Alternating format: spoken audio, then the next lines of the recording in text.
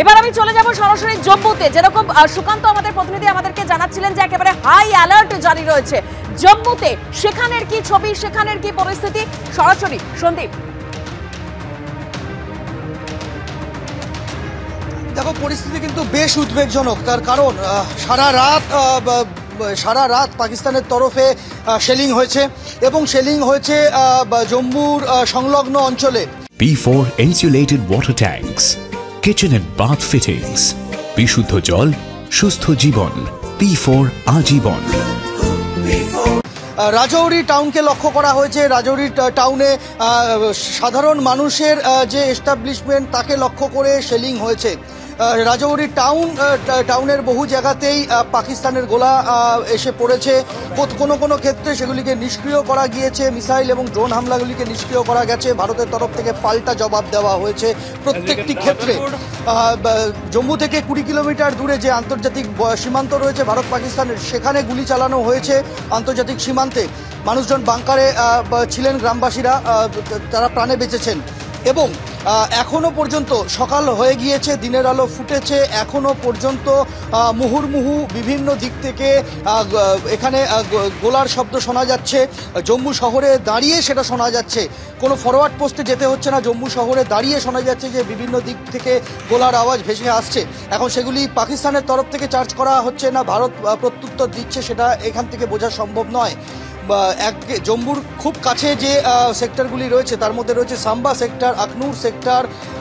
এই দু জায়গা থেকে এই দুটি দিক থেকে কিন্তু আমরা শেলিংয়ের আওয়াজ পাচ্ছি।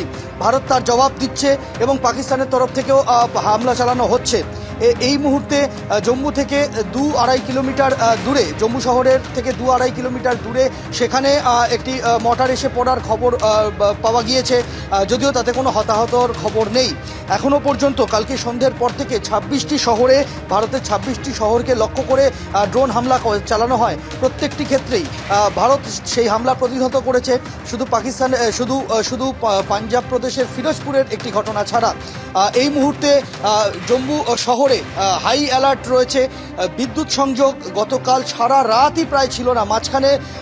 মাঝখানে রাত্রির 11:30 থেকে 1টা পর্যন্ত ঘন্টা দেড়েকের জন্য বিদ্যুৎ ফিরেছিল, কিন্তু তারপর আবার যখন পাকিস্তানের তরফ থেকে হামলার তীব্রতা বাড়ে, স্বাভাবিকভাবেই নিরাপত্তাজনিত কারণে আবার শহরকে অন্ধকারে ডুবিয়ে দেওয়া হয়, আবারও যাবতীয় বিদ্যুৎ সংযোগ বন্ধ করে দেওয়া হয় জম্মু শহর এবং সংলগ্ন এলাকাতে। এই মুহূর্তে কিন্তু রীতিমতো হাই অ্যালার্ট মোডে রয়েছে গোটা জম্মু শহর। একেবারে সন্দীপ, রীতিমতো হাই অ্যালার্ট মোডে রয়েছে জম্মু শহর। যেরকম শ্রীনগরের ছবিও রাখলাম, জম্মুর ছবিও রাখলাম, আর একের পর এক আপডেট ইতিমধ্যেই সামনে আসছে। আবারও আপনাদের সামনে সেই তথ্য রাখবো যে পাকিস্তানের অন্তত 4টি এয়ারবেসে ভারতের প্রত্যাঘাত। একেবারে অ্যানিমেশনের মাধ্যমে সেই ছবি আপনাদের সামনে রাখছি। দেখতেই পাচ্ছেন ভারতের প্রত্যাঘাতে রাওয়ালপিন্ডির নূর খান এয়ারবেস, সিন্ধ প্রদেশের সুক্কুরি এয়ারবেস ক্ষতিগ্রস্ত, চাকওয়ালের মুরিদ এয়ারবেস ক্ষতিগ্রস্ত হয়েছে, শোরকোটের রফিকি এয়ারবেসেও ক্ষয়ক্ষতি হয়েছে। অ্যানিমেশনের মাধ্যমে সেই ছবি আপনারা দেখতে পেলেন। ইসলামাবাদ, লাহোরে বিস্ফোরণের শব্দ শোনা গিয়েছে বলে এখনো পর্যন্ত অসমর্থিত সূত্রে এই তথ্য সামনে আসছে, এবং সেই সূত্র বলছে, অর্থাৎ যে পাক সরকারের তরফে দাবি করা হচ্ছে যে ভারত ব্যালিস্টিক মিসাইল ছুড়েছে।